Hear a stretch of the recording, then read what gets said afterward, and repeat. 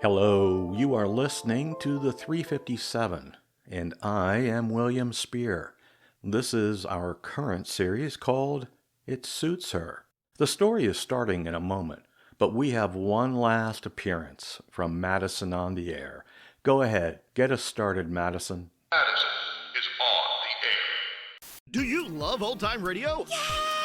You know absolutely nothing about old-time radio. Also yes. Then Madison on the Air is for you. Follow Madison, a modern-day makeup influencer, as she zaps back into the golden age of radio. Every episode is standalone with a wide variety of genres to choose from, like detective noir, You put the dick in Private Dick. superheroes, So I am in the body of the Green Hornet. westerns, Saloon fight! Now this is a Western. sci-fi, Dude, the Martian's got a freaking heat ray! plus classic characters. Toto! Oh, I gotta get that dog into an obedience class. Really digging Dracula's OG goth style. What if I killed freaking Sherlock Holmes? And many more actual old-time radio scripts adapted. It's like if the MST3K riff tracks guys were in the movies they riff. Start at the beginning or jump around to any title that grabs you. New episodes premiere the first of every month. Find us wherever you get your podcasts. Thanks, Madison. It was a blast having you, and best wishes for all of your future shows and episodes and endeavors. And now, back to our show. While sitting in Nick's Italian Bistro, Maxie received a surprise. His estranged wife, Agnes, has shown up in the restaurant. She was invited by Tony, the director of the play Maxie has been cast.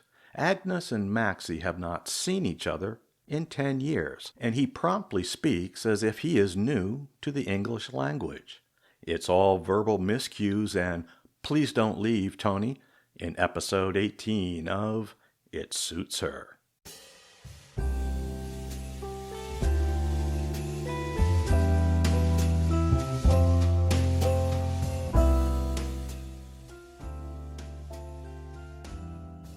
Agnes?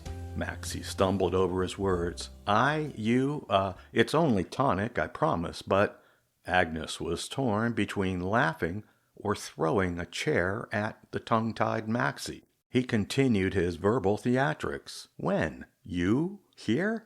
Dinner having? But how? I get hungry too, she said. He narrowed his eyes and remembered her wicked sense of humor.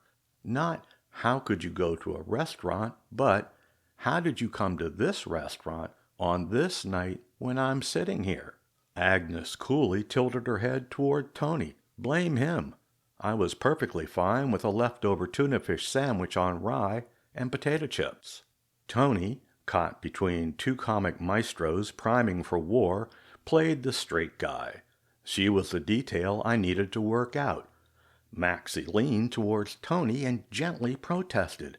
You know, you could have warned me. My clothes are a mess. Tony brushed aside the clothing concerns and assured him he looked fine.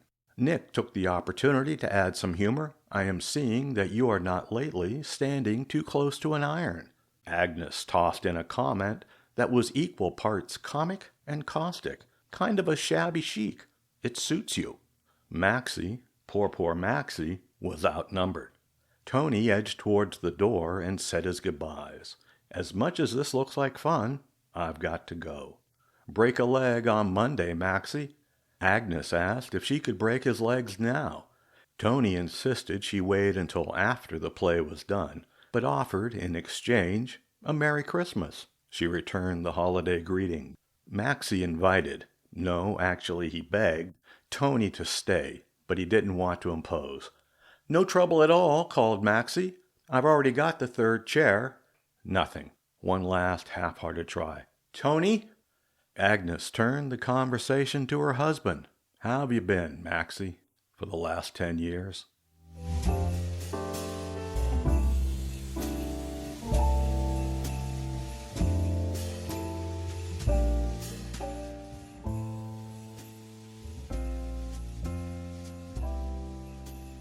You've just listened to episode 18 of It Suits Her.